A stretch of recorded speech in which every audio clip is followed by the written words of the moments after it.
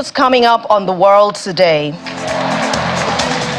At least 4 people killed and 9 others wounded after a bank employee armed with a rifle opened fire at his colleagues in Louisville. And White House says U.S. officials in touch with allies following Pentagon document leak.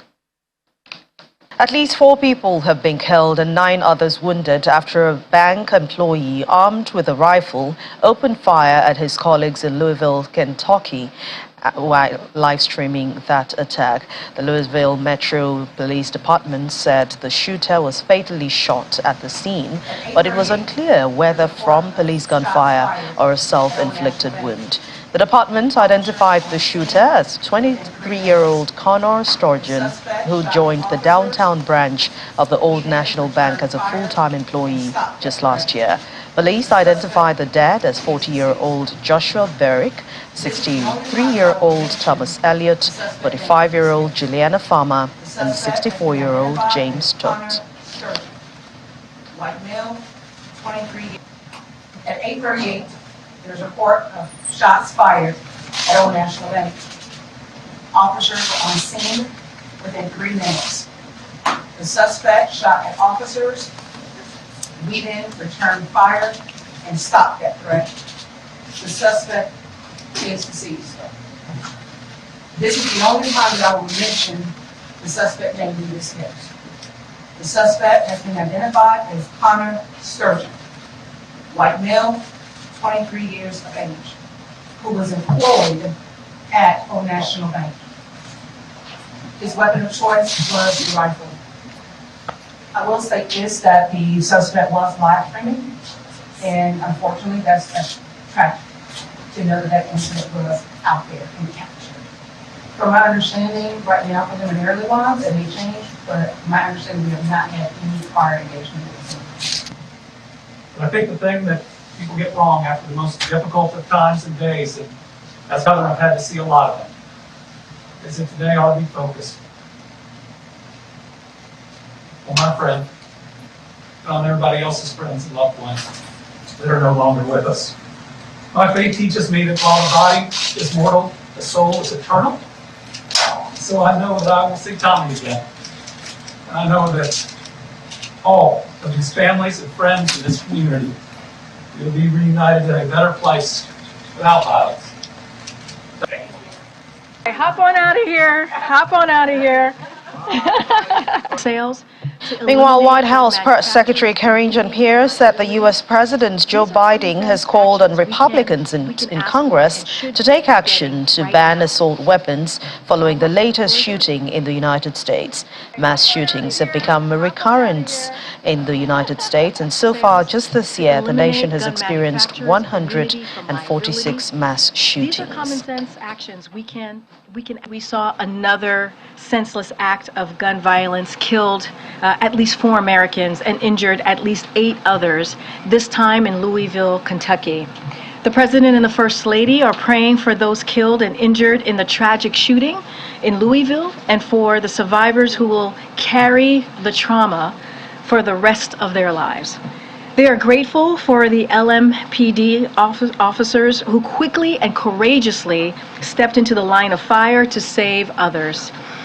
Once again, today, the President has called on Republicans in Congress to work together with Democrats to take action, to ban assault weapons and high-capacity magazines, to require safe storage of firearms, to require background checks for all gun sales, to eliminate gun manufacturers' immunity from liability. These are common sense actions we can ask for and should be getting right now. Admiral, the floor is yours. And away from the Louisville shooting, the United Nations Secretary General Antonio Guterres has arrived in Somalia's capital, Mogadishu. Local media reports that he is widely expected to address Somalia's worsening humanitarian situation and the show of solidarity with its people in their fight against extremism. The United Nations estimates that about 8 million people require humanitarian aid, and a significant segment of that population is on the brink of famine after 5 consecutive failed rainy seasons. On Islamist insurgency, the Somali government has gained ground in its war with Al-Shabaab, mainly in central Somalia. Most of the progress is down to local discontent with the group, which has led to the formation of clan militias who have since built alliances to push back on Al-Shabaab, and that's according to the crisis group. Mr. Guterres will meet Somali's national leaders and oppressor is expected from Villa, Somalia. VOA's Ahmed Mohammed Aden joins me now from Mogadishu. Thank you very much for joining us on The World Today.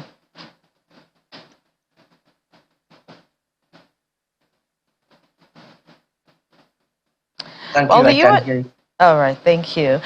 The UN chief has arrived in Mogadishu. Give us an update of what his itinerary looks like. The UN General Secretary, Attorney General arrived in Mogadishu Tuesday morning, where he met with President Hassan Sheikh Mohamud, the president of Somalia, and subsequently they held together a press conference in Mogadishu. Guterres acknowledged the worsening drought in the country and appealed international community to step up emergency response.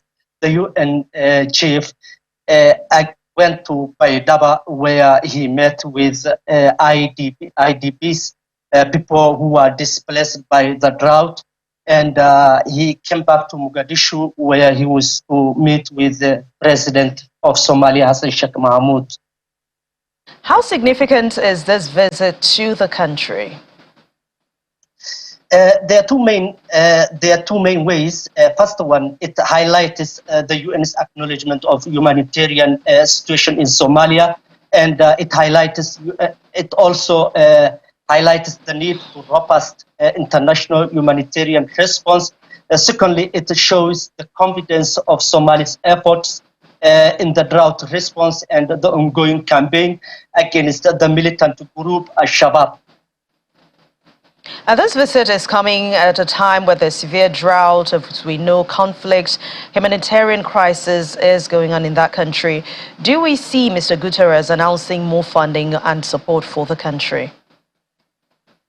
Mr. Guterres did not make any major announcements about further UN support during the joint press conference with President Hassan Sheikh Mohamud. However, he reiterated concerns that only 15% of 2.6 billion appeal for this year has been made. There were indeed expectations among Somalis that this visit would change the tide in the ongoing humanitarian crisis. We are waiting to see if he will be issuing any further statement tonight. But in spite of the conflict and humanitarian situation there, how is the United Nations peacekeeping mission doing in Somalia? The UN-mandated African Union Transition Mission in Somalia, known as ATMIS, marked the first year of its 2 years mandate last week. However, ATMIS has remained in the periphery since the government launched the military campaign against the militant group in Somalia last July. In fact, Somalis have been wondering what the role of the force, the AU forces mandated by UN is, since it has not conducted any major operation for about 2 years now. The Somali army has been leading the operation alongside clan militias. The Somali government had also entered into bilateral agreements with Kenya, Djibouti, and Ethiopia to deploy thousands of more troops outside ATMIS framework to reinforce the campaign against Al-Shabaab militants. What is the mood in the capital where you are, towards this visit, and what are expectations? There wasn't much excitement and talk about the visit, unlike when it's about a major political figure. in the international arena. But as it is the case, when such visit happens, most of major roads in Mogadishu, the capital city of Somalia, was sealed off from Monday night, and it had impact on the movement of people and vehicles in the city. All right, thank you very much, Ahmed Mohammed Eden. We'll definitely definitely be keeping us up to speed on that development as we get them. Thank you for your time on The World Today. Thank you.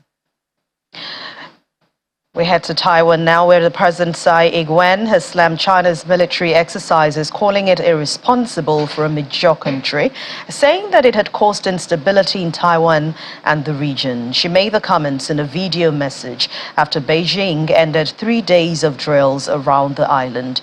Ms. Tsai said, as president, her visits abroad include stops in the United States, and they are not new and what Taiwan people will expect. China began the war games over the weekend after Ms. Tsai returned to Taipei following a meeting in Los Angeles with White House representatives, Speaker Kevin McCarthy. But China has warned the U.S. not to allow Ms. Tsai to visit or meet McCarthy, and has never announced the use of force to bring democratically governed island under Beijing's control. But Taiwan's government strongly disputes China's claims and repeatedly denounced the drills.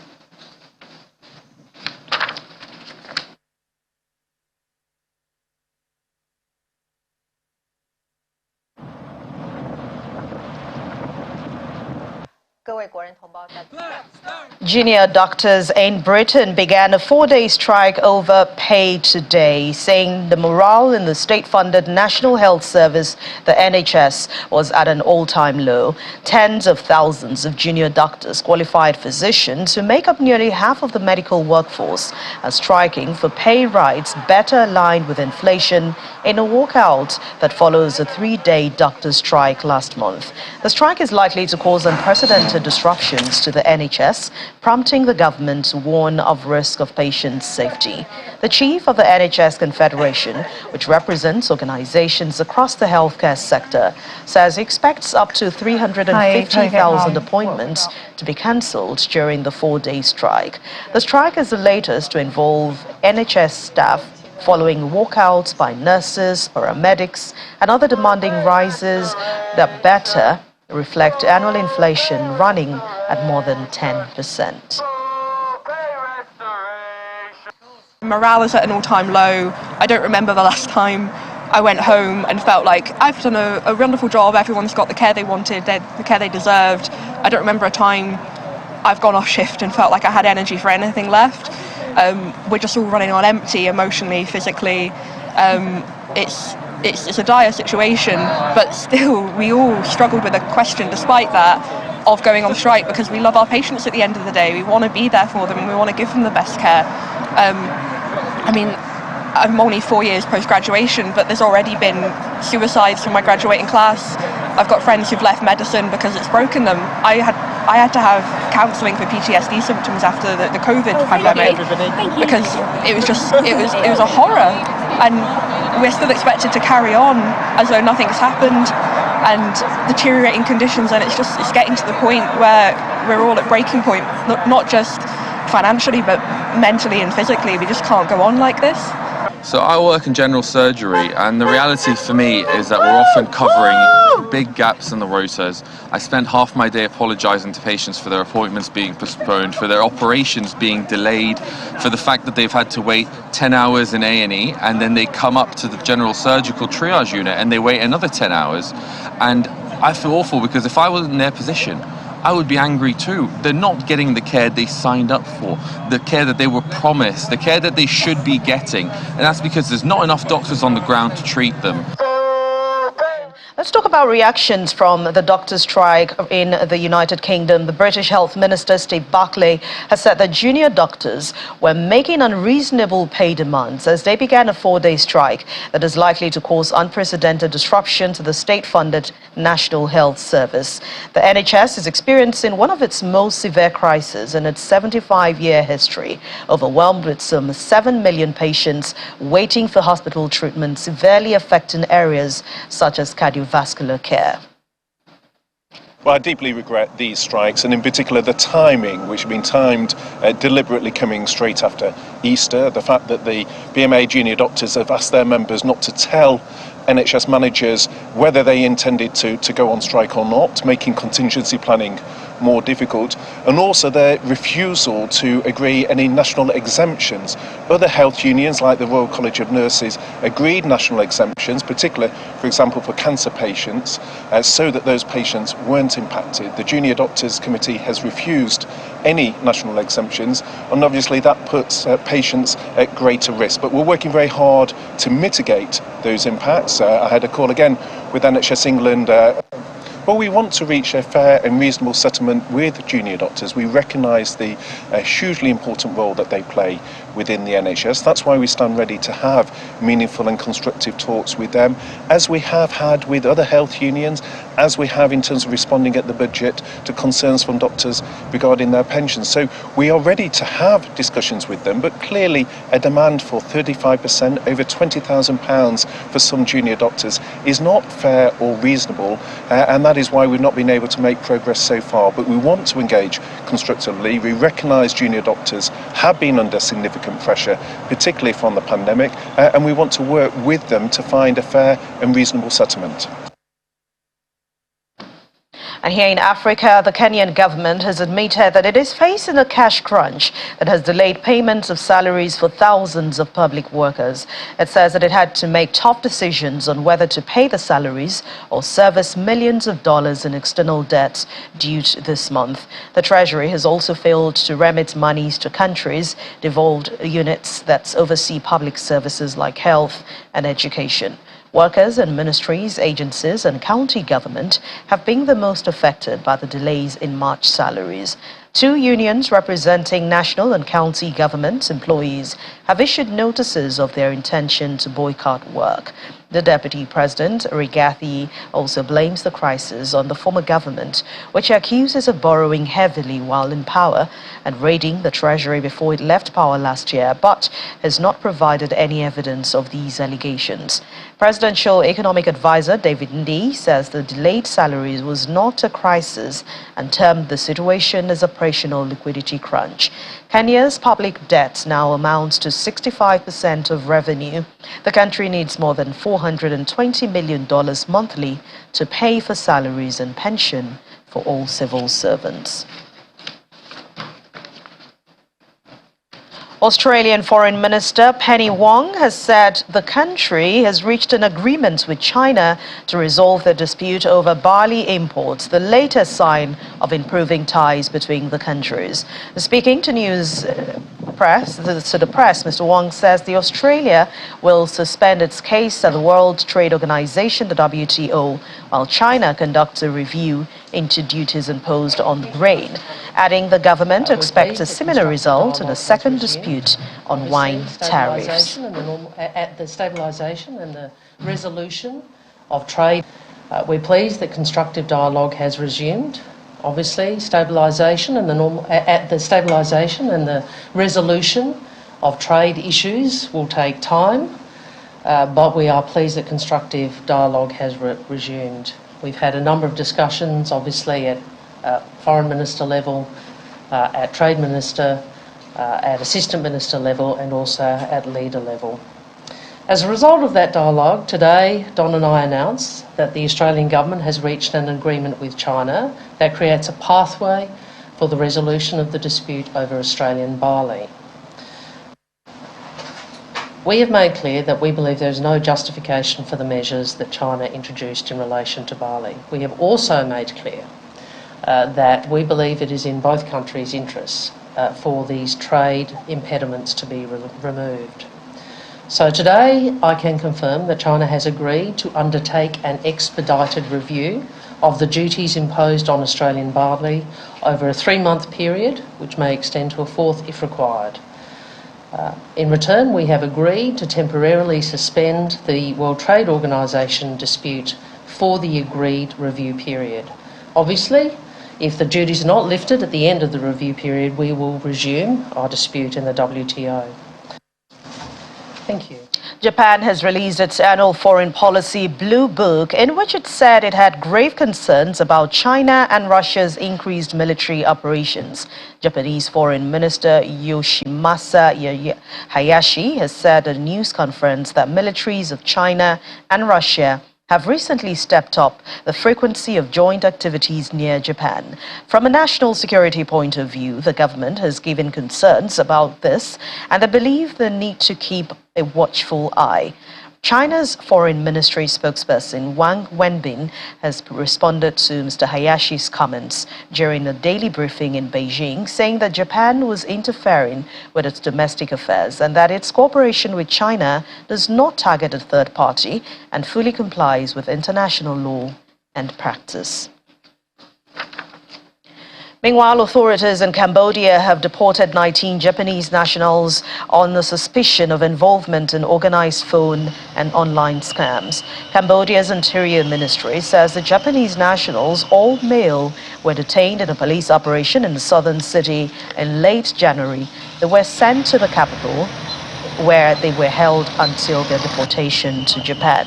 The large police motorcade arrived at the Phnom Penh International Airport today, after which the suspects were transferred from a police bus to a Malaysia Airlines flight, which will fly them back to Japan. Cambodian national spokesperson confirmed that all 19 suspects were on the flight to Japan. Israeli protesters took to the streets of Tel Aviv in the early hours of today after Prime Minister Benjamin Netanyahu delivered a televised speech to address the national security situation. The protesters, who had been staging weekly protests over Israel's judiciary overhaul and other government policies, accused Mr. Netanyahu of blaming the opposition and demonstrators for being responsible for recent security issues, describing the government's action as incitement. Mr. Netanyahu had earlier said that he would leave Defense Minister Yoav Gallant in place, given the escalating security crisis, reversing a decision to fire the minister, which triggered protests and raised alarm abroad. He said the two had resolved their disagreement over Gallant's public call last month for what he holds as the government's bitterly divisive judicial overhaul plan, which Gallant says had become a threat to Israel's security.